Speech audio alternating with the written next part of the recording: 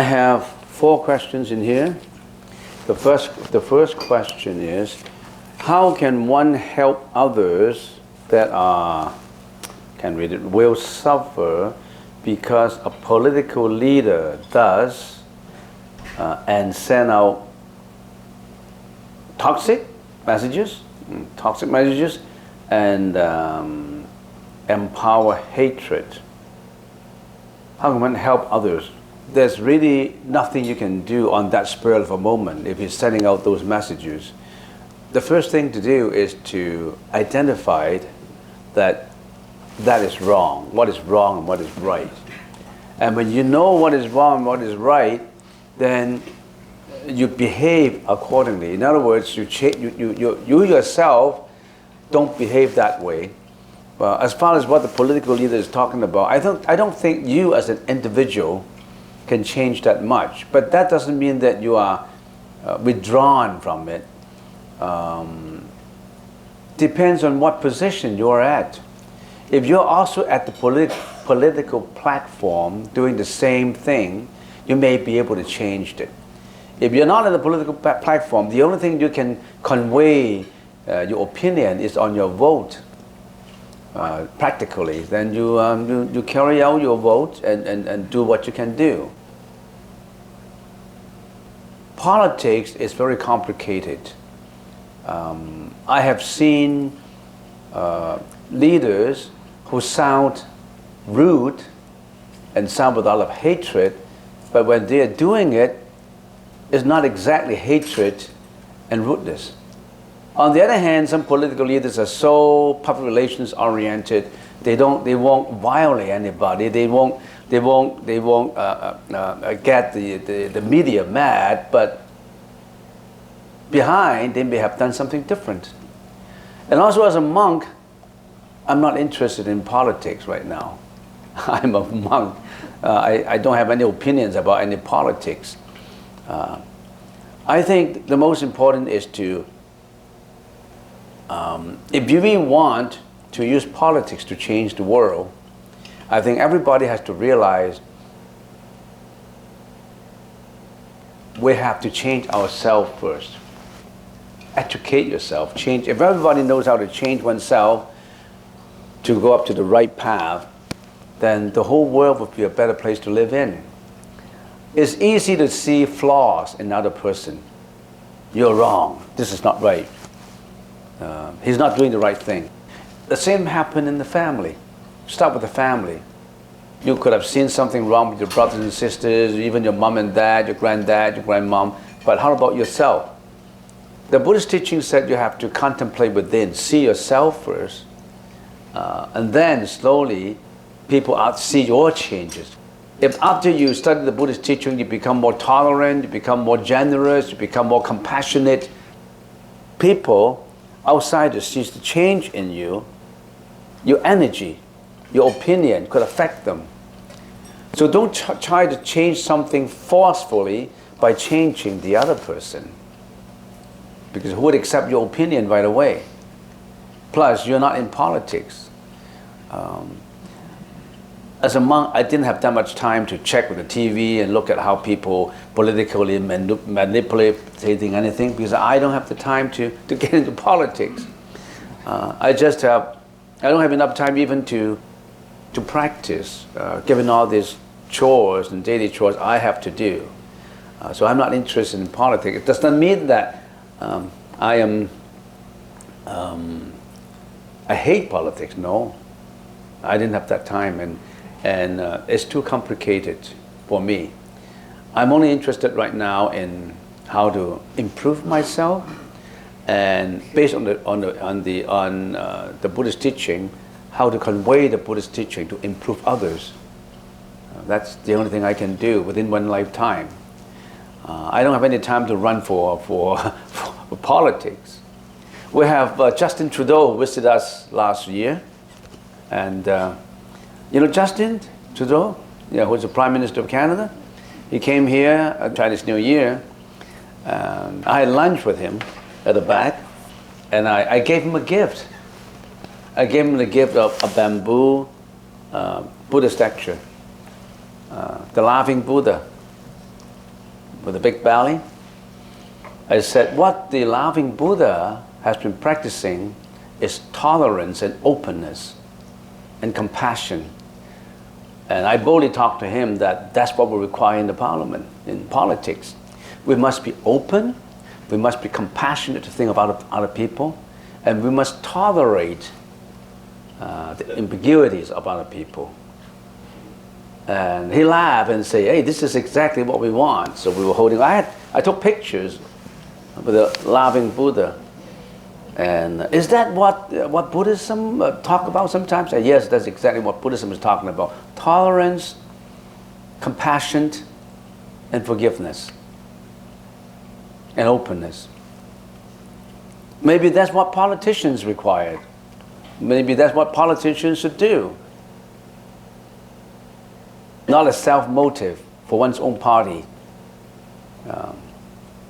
If we always think about compassion, we know that we always want to give.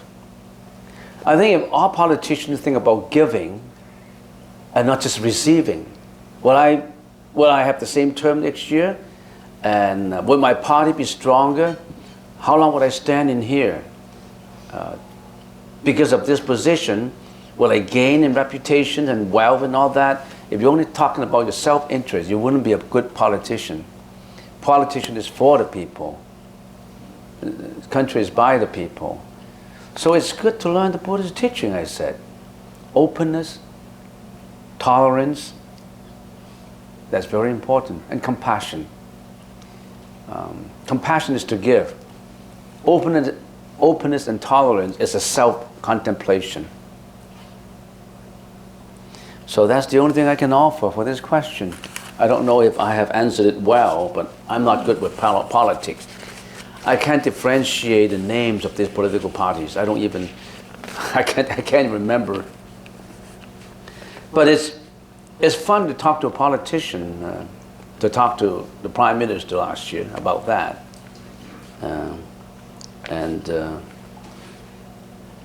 We'll hope that he's a young guy, and we hope that he's learning. And it's good that he came to this temple, because we told him the merits that we should be accumulated in learning the Buddhist teaching. And he may have a better understanding what Buddhism is all about. It's not about blind faith, prostration, burning incense, not about that. It's about how to give out, not to how you gain. Next question.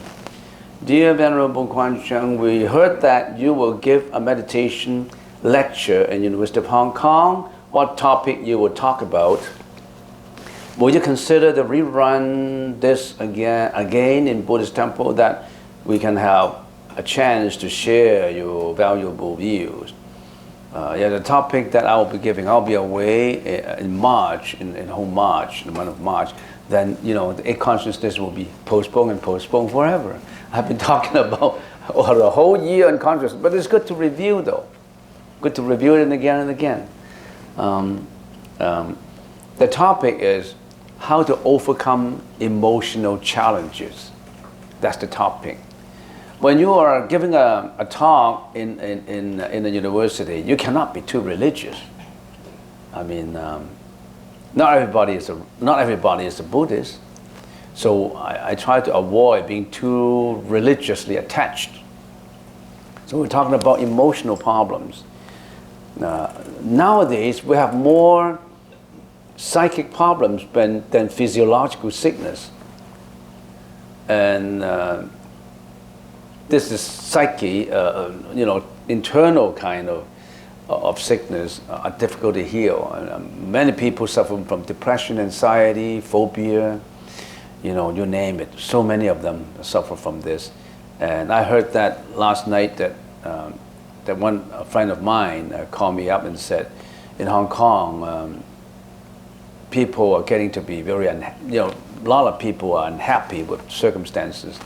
And in the last 1 or 2 weeks, at least 2 cases of killing oneself in the subway, burn oneself up right in the middle of the track. A lot of emotional problem, yelling out, saying that who is wrong and what he's going to do. So a lot of emotional problems. And so our topic is on how to overcome emotional challenges. And what I would do is I would talk about how do emotions arise, where do emotions come from, and what types of emotions, and how can we overcome them. Various kind of subtopics. So that's what I'll be talking about. And then we'll do a video taping, and then later we can show it in here. Any question on that? How long are you talking? How long is the lecture? Oh, it's too long for me. 3 hours. I don't know how long. Usually you don't give 3 hours of lecture. So, but then, in here, I talk about 2 slides and it took me half an hour. I usually have more slides than I can talk about. People who are joining me know I have a lot of slides coming out, and finally I end up with just explaining 1 slide, and that's already half an hour. So I have too much material, and what I need is how to streamline this material and simplify them, and try to give a good talk. I think in giving a talk, the most I have to remember is what they can get, not what I want to give them. You have to know the audience needs, not what you like them to know. So based on that background, based on that understanding, I'll try to do a good job. And also I would on the spot do meditation. I break it down into 2 sessions. Maybe 20 minutes of meditation and 20 minutes of explanations, and then we'll actually do anapanasati. Because if you give a talk theoretically, so a lot of these people say, when you talk to someone with depression, you don't give them all sorts of reasons. This is why you are depressed, the causes of depression, the theories behind, the philosophy behind. He knew all those. He can Google and get it. They don't explain. They don't listen to reason. They only want you to stay by their side, spend your time with them, listen to them, support them. They don't need another person explaining what emotions is all about. Neither do they need a monk telling you where the emotions come from. I try to simplify where emotions come from, how do they arise, and I would like to put more time on actually how to do it, how to let go of it. When the first thought of depression comes up, how can you stop it?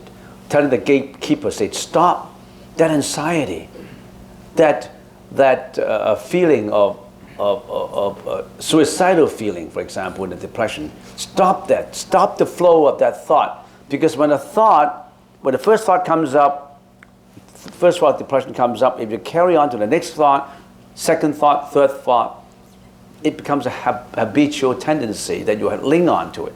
So it's very important that you stop that flow. Telling the gatekeeper, stopped it. But it's difficult. How? You have to go through a mind control. The first is to stop, and then letting go of it. And then gear your attention to anapanasati, using that concentration as the object. How to let go of it. And also understand your own values. Don't put your values on how other people judge you. Usually people who are depressed, they think that this is how people look at me. They don't like me. They said that I have no values. And I have no values in my family. I have no values in my life. I'm useless. I'm hopeless. That's usually what they think about. Or they may suspect that other people are trying to harm them, follow them. I remember when I was a kid, I had a period where I suspect that I was being followed by my enemies. It was not true. And I still remember I had a fellow student at the University of Toronto when I was in my 2nd year that he was a good student. But finally it ended up that his mom has to come here to bring him back to Hong Kong. You know why? Because in the 2nd summer, Every summer he went back to Hong Kong to have a holiday. And then he returned back to Canada for the new semester. And when he was going through customs, and somehow they checked the luggages. When they opened the luggages, they found nothing in there except a long knife and an axe. Well, how come you're carrying this long knife and an axe? No, I have to protect myself. Somebody in Chinatown is trying to kill me. Who's trying to kill you? I don't know. I know that someone's trying to kill me. That's the kind of feeling that he has. Too much pressure, too much tension, that he's always thought of being hurt. Actually, nobody is killing him, but he thinks that someone is killing him, following him. You see, depression is very complicated, a very complicated psychological sickness. A lot of people are getting that. And I have people here who come here and say, Reverend, I have a problem. I have a lot of people, some male and some female, whispering in my ears. That's another kind of psychological sickness. He thought that there are people around whispering into her ears. He had a lot of stress in the second year of university. Finally, he dropped out. He had to take 2 years off. A lot of problems with emotions. And as a monk, I like to give out a Buddhist teaching to tell them how to overcome them. Because Buddhism is that kind of study, the study of consciousness, the study of how to improve the mind, not about just believing in a God, in a Buddha, then you can get forgiveness. That's not what it is. Buddha points you the way. You have to take that way, contemplate on it, and learn about it, and you have to do it yourself. You have to walk your own steps. Nobody can walk it for you. If God can walk for you, He will have already done so. Nobody else can. You are your savior. You are the master yourself, no others, internally. Your destiny is in your hands, not with God, not with Buddha. You know how valuable are you? You have that intrinsic godness, the Buddha nature, the Buddha tattva in you, that you haven't discovered. And Buddhism is to open your door so that you can explore into it and get that undiscovered diamond out and polish it. That's you. Next question. What's the significance and purpose of the ritual carried out by the practitioners before meditation using the wooden swords and blocks? That is to put you into discipline. They're not going to hit you. That is to tell you, the planking on the floor is to tell you, because during the session, you go to the meditation room, you may do other things, hurry back. Don't go out to the farmland to puff. We've seen people like that. In the session, you know where they go to? Smoking in the farmland. So that planking is hurry back to do another session of meditation. And when you're going to the washroom, also be mindful, not to think about anything else. The sword, the wooden sword we call, is to, some people are doing like this when they're meditating. They're taking a nap, they dozed into sleepiness, then we correct the positions, telling that to come back awake. Okay, that's the purpose of the swords and blocks.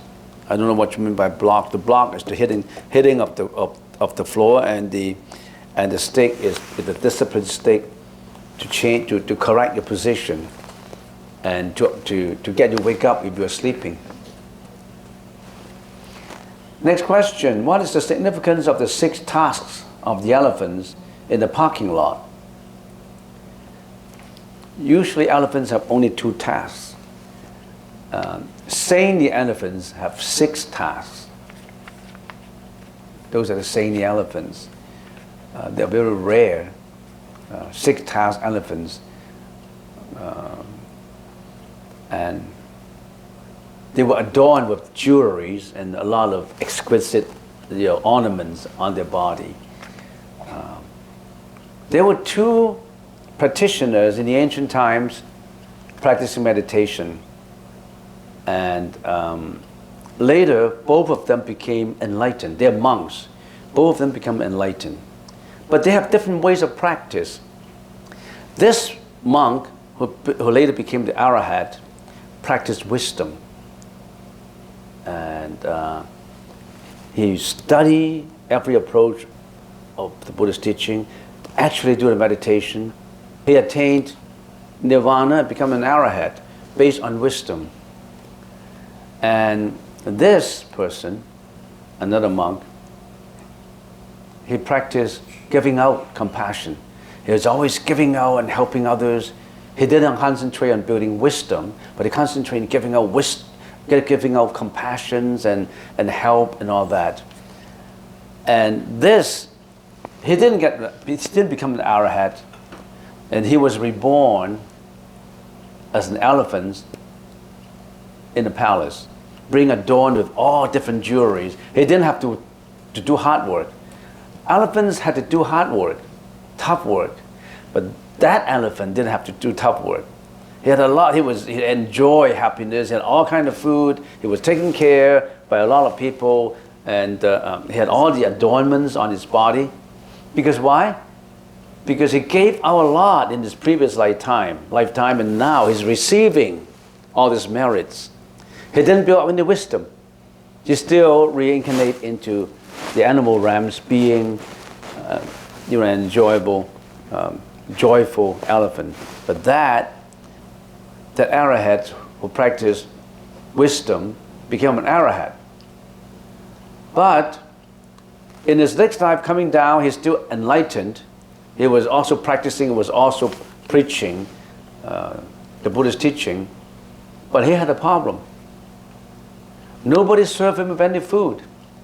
He had to work so hard to get his food and get his clothing that he didn't have time to talk about anything else, because he concentrated only in himself, building up the wisdom. He never gave out. For someone who never gave out, you never get anything in return. So he was a poor, enlightened Arahat. Nobody cared about him. He was like a beggar, but he was enlightened. He only built up wisdom. He didn't care about any others. He just built up his own wisdom. So two extremes. He had his wisdom, but he suffered from he suffered from poverty. But this, enjoying himself in the palace with all of adornments, his elephant, he didn't have any wisdom, but he gave out a lot. So which one you prefer? The best is in the middle way. That's the best.